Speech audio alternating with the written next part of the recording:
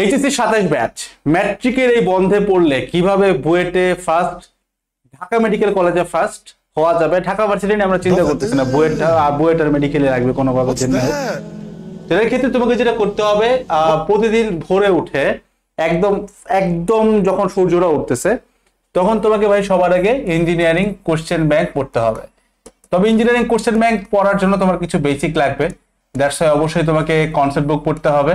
এটা হচ্ছে তোমার ইঞ্জিনিয়ারিং এর ব্যাপার স্যাপার। মেডিকেলের ক্ষেত্রে যেসব রাইটারের বই পড়া লাগে প্রত্যেকটা রাইটারই পড়তে হবে, 3টা করে পড়বে আর কি।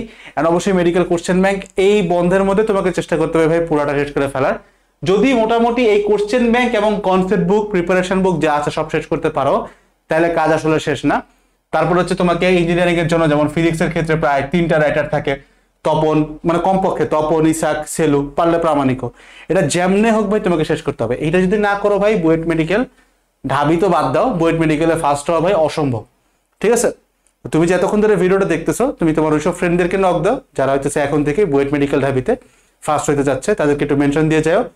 আর সত্যি কথা হচ্ছে ভাই, এখন তোমার ঘোরার সময়, পড়ালেখা না, এগুলো পরে হবে। ইন্টার শুরু হোক, ক্লাস শুরু হোক, তারপর এখন পুরোপুরি তোমার ঘোরা, ফুর্তি, আনন্দের সময়। আসসালামু আলাইকুম।